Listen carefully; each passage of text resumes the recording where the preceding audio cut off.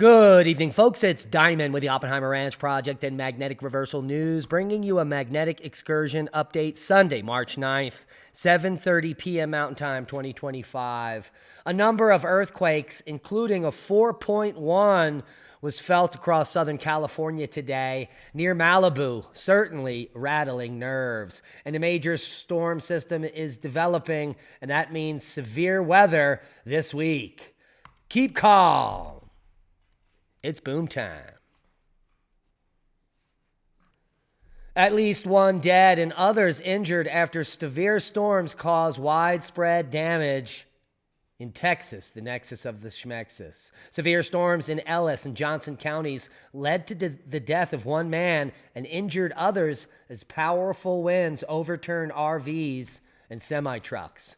And like we said, severe weather outbreak looms for the central U.S. Soon after warm air expands and has tens of millions thinking of spring and the outdoors, a dangerous outbreak of severe weather is anticipated later this week for a large part of the central U.S. That severe weather is going to kick off Wednesday afternoon and night in New Orleans, in Little Rock, Memphis, and Jackson. And by late Thursday and Saturday, that powerful storm with widespread snow and dangerous wildfire risks in the Southwest. And Friday night and into the weekend, severe storms will begin in the center of the U.S. and move east. Widespread damaging wind gusts to 75 miles per hour, flooding, large hail, and tornadoes. And we have excessive rainfall for the west as this atmospheric river enters the picture with heavy snow for the higher elevations. And here is the full forecast. Thunderstorms and flash flooding possible in the southeast. Critical fire weather conditions in the plains on Monday. Scattered showers and isolated strong to severe thunderstorms are expected across the southeast through Monday, with scattered instances of flash flooding possible across portions of southern Georgia and northern Florida. Dry and windy conditions may produce fire weather conditions across much of the Great Plains, especially in the northern plains, where critical fire weather conditions are expected. We could take a look at the GFS model, and you can see that severe weather threat overnight moving east. That's about it. And the storm will develop midweek. Here's Tuesday and Wednesday. You can see that atmospheric river coming in there on Wednesday. And by Thursday, it will have made its way across the Rocky Mountains and then develop into a big storm here, which will move east. And then severe weather in front of it here for the end of the weekend on Sunday. And by Monday, offshore and more snow coming in to the west. Storm after storm for spring, ding, ding. It is springtime, and that means hail, tornadoes, snow, and more. Take a look at the total accumulated snow here, and we'll move it through Monday, Tuesday, Wednesday, Thursday. That's really when it kicks up. Wednesday and Thursday for the west. Looks like 4 feet or more for the entire Sierra Crest. Thursday, Friday, into the weekend, Saturday, Sunday, Monday. There is the bulk of the snow, all in the west and some in the northern plains there. Could be areas picking up a foot or more in North and South Dakota. A 4.1 earthquake felt across Southern California, centered near Malibu. Holy macaroni, they want us to pay. Light and weak shaking across Southern California Sunday. The strongest shaking was felt in parts of Malibu, Agora Hills, Thousand Oaks, and Camarillo, according to the USGS, and multiple aftershocks after the initial event. Let's look at that cluster of quakes here right near LA. It looks like now 4, the initial 4.1, a 3.0, a 2.5, and a 2.8. And overall, pretty low-level activity worldwide as far as earthquakes are concerned, which is good news.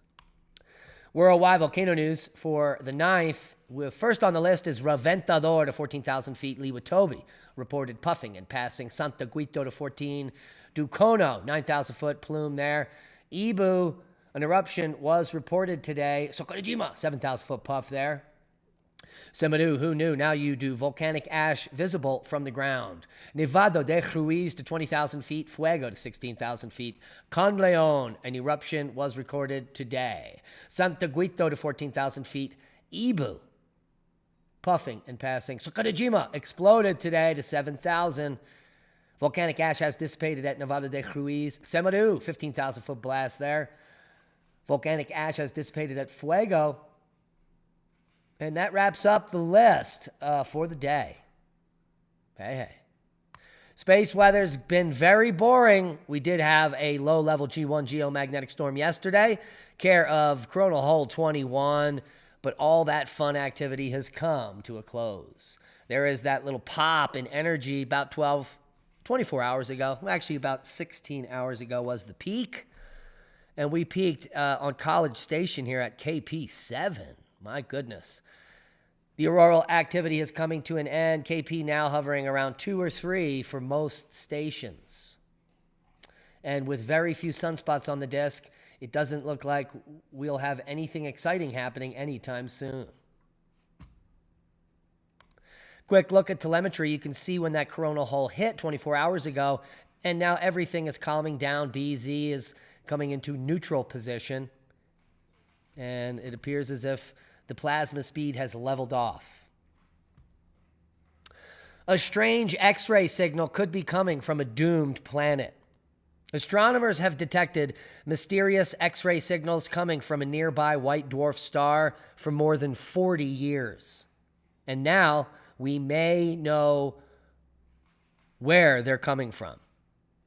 The death throes of a planet being torn to shreds and raining down on the star as shown in this artist's representation. Isn't it fantastic? The Helix Nebula is an eye-catching sight in the sky, and not just because it looks like a giant eye. Located about 655 light-years from Earth, it is the site of a slow-motion explosion. From a star that went supernova more than 10,000 years ago, in the center lies the remnant of an old star, a white dwarf. And there you can see it there in the center and the supernova bubble that it created. I said supernova bubble. I said it. Ancient trees frozen for 6,000 years emerged from the ice. Buried beneath the ice for nearly 6,000 years, an entire lost forest of ancient trees has just been uncovered in the Rocky Mountains. And what it reveals about Earth's past and future is fascinating. Well, first of all, it debunks man-made climate change and the fact that it's the hottest Earth ever. You see, during an archaeological survey, scientists found 30 white bark pine trees in an exceptional state of preservation. Radiocarbon confirmed their age to about 6,000 years old. Now, here's the kicker. The trees were discovered 180 meters above the current tree line, suggesting that when they were alive 6,000 years ago, temperatures were much warmer, enough to support forests at much higher elevations. How do you like them apples? All the links will be below. Send this to one of your global warming nut jobs. And that's a boom to knowledge. Please share the video, hit the thumbs up, do all those good YouTube things, subscribe to the channel, and be safe. We love you. And that is a boom. New.